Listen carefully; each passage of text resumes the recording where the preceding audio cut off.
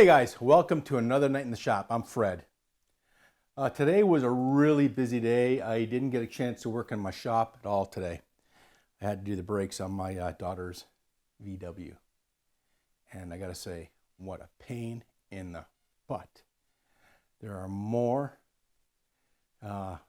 screws that I thought I had a tool for everything. You know, all kinds of Allen wrenches, keys, torques, and lo and behold, Volkswagen comes out with some sort of NZB, whatever it is, type of wrench, which is like a 12 point, what do you call it, Allen key. Well, shit, pardon my language. I had to go back to Canadian Tire and see if they actually rented the tool. And lo and behold, one of the mechanics who works there,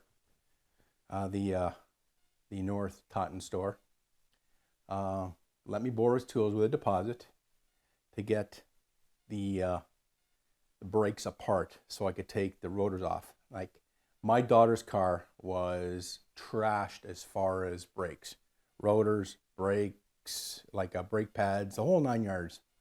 Anyways, that was all done. Then I went and got one of these little tools, multi-tools for these new kinds of brakes that they use on the rear of the Volkswagen.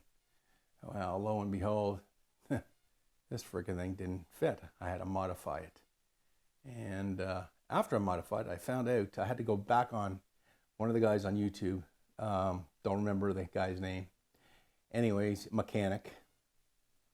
And he says, as you're turning this, you have to apply a certain amount of pressure to wind the caliper piston back in. Well, I sat there turning, and I couldn't get the clearance for the brake pads. I ended up talking to one of the guys at Canadian Tire there, and he says, yeah, you got to apply pressure as you're turning it in. And I go, holy smokes, this is like a major undertaking. No wonder you pay such big money when you take it to a dealer. Anyways, I ended up putting a C-clamp on the end of this little beast here and putting a 3/8 socket extension in here. And as I was turning it, tighten it down, tighten it down, I finally got it. Anyways, brakes are done. Took me all frickin' day. Battery was dead. Brakes gone. Yes, big job. Anyways, all day. Getting to the machine part of this episode here. I end up taking this big ass knurler apart a couple days ago to show one of my viewers how I put it together. Well, I got creative last night at about 1 in the morning and said, shh, you know, damn, these arms are too long. I got to make something smaller. So I end up making smaller arms, machining them all out, getting everything set. Now I'm going to actually make a smaller body. I'm going to still use the floating mechanism because it's great when you got a piece of rod in your lathe and it's not quite true. In other words, straight true. And it's got a little wobble in the shaft. This knurler, the old knurler, was great as far as that because the arms would float. Well, I had to take multi-passes on it. So I thought, damn, I hate having to do things over and over and over again. So I ended up making new arms, a little bit smaller. I haven't finished completely drilling everything, and I'm going to put brass or bronze bushings in there and drill little holes for oiling and do the whole 9 yards. Do it really, really good this time. Anyways, I'll show you what I've done.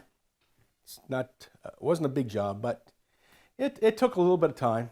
And then shit, of all things, I'm going to say this, carbide end mills. I had a really nice one that wasn't chewed up. Rolled off the table and the frickin' ends just broke right off. I gotta send this out. Now I gotta send 2 of them out for regrind. But guys, if you got carbide end mills, put them back in the pack and put them in a safe place where they don't roll. I always used high speed. Never had that problem, but these carbide, oh Jesus. That was a $50 end mill. Now I got 2 of them. There's $100. So anyways, I got to send those out for a regrind. So anyways, let me give you a shot of these new arms that I made. I'll tell you exactly how I put the holes in there and the whole 9 yards. I had this, hang on, let me get you in there. So guys, I made these new arms. Drilled the holes for the knurls. I don't know if you can see that. These were the ones I replaced a little while back. Did a lot of knurling over a week's period. Anyways, so these are the arms here. So very close tolerances here. A lot of milling, a lot of files all over the damn shop. Took me hours to clean up, but I end up chucking this particular piece in the lathe with the 4-jaw, lined it all up and just bored it out. I didn't want to use a hole saw, and I didn't have an annular cutter at that time, and I didn't want to stick it on a rotary table. So that was done on the lathe, and I've got the pockets milled out for the knurlers, the actual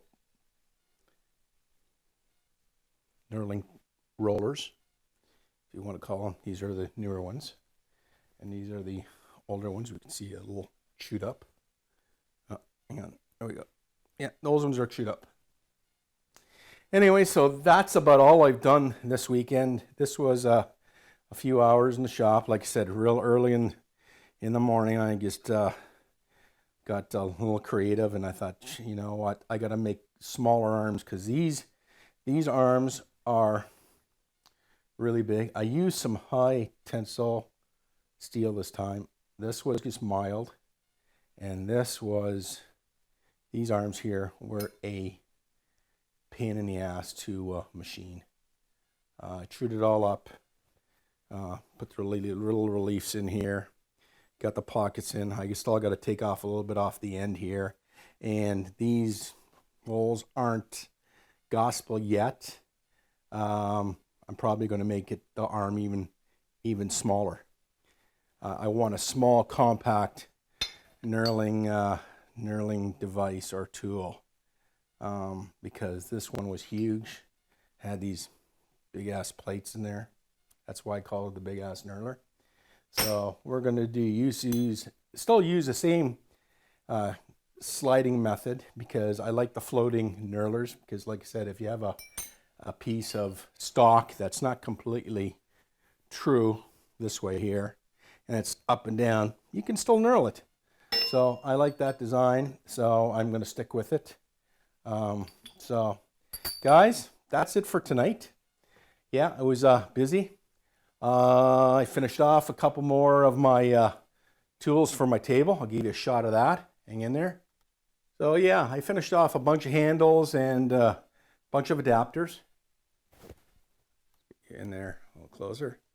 So yeah, it was a productive week. Got all those done, and like I said, the arms for that knurler, the new one. So guys, I thank you for subscribing. Thank you for watching my videos. I'm not going to show you my mug because I got grease all over my face. Well, some sort of grease. And you guys have a great night, and have a good night for this beautiful weekend we had. You hang in there. See you soon. Bye for now.